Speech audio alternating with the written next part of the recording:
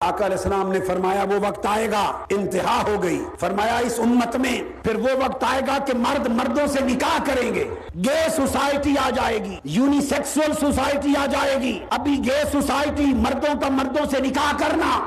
ابھی یہ قانون مغرب میں پاس ہونا شروع ہو گئے ہیں۔ 5 ملکوں میں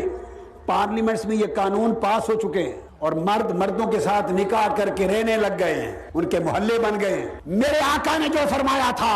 بہت کچھ ثابت ہو چکا، بہت کچھ ہو رہا ہے اور سب کچھ ثابت ہوگا، مگر دیکھنا یہ ہے کہ کیا تاجدار کائنات یہ سب کچھ ٹھنڈے دل سے فرما رہے تھے؟ یہ ظلم بیان فرما رہے تھے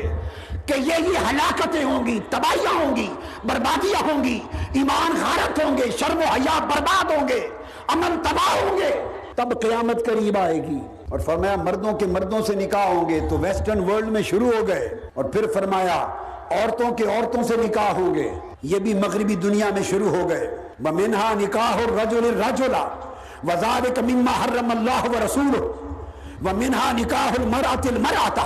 وَذَلِكَ مِمَّا حَرَّمَ اللَّهُ وَرَسُولُهُ۔ یہ حدیث پڑھ رہا ہوں، یہ گے سوسائٹی اور یونی سیکسول سوسائٹیز کا قیام ابھی ادھر شروع ہوا ہے، پھر مغربی دنیا میں یہ رواج چھائے گا۔ جب لعنت وہاں غالب ہو جائے گی تو چونکہ آپ کے مقدر نے، آپ کے حکمرانوں نے، آپ کے لیڈروں نے چونکہ غلامی لکھ رکھی ہے، جو لعنت وہاں مسلط ہوتی ہے، یہاں سامراج طاغوتی پلید طاقتوں کے ایجنٹ مقرر اس لیے ہے کہ وہ ایمان کو جڑ سے کاٹ دیں، اسلام کا تشخص ختم کر دیں، اسلام کا نظریہ مٹا دیں، اسلام کی غیرت کو ختم کر دیں۔ جو چیز وہاں رواج پا جائے اب نئے فیشن کے نام پہ وہ پھر یہاں بھی درآمد کر دیں۔ درآمد کیسے ہوگی وہ بھی بتا دوں کہ جب یہ نکاح وہاں ہونے لگ جائیں گے پھر آپ کے ڈرامے بنیں گے اس موضوع پر۔ لکھ لو میں تو اس وقت ہوں گا یا نہ ہوں گا، دنیا میں زندہ ہوں گا یا فوت ہو چکا ہوں گا،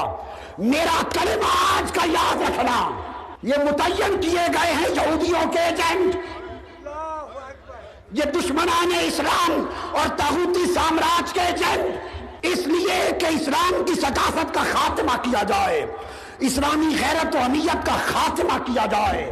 ایمان کا خاتمہ کیا جائے، مسلمان عیسائیوں ہندوؤں کی طرح مردہ لاشیں رہ جائیں اور یہ جمعہ کے جمعہ دن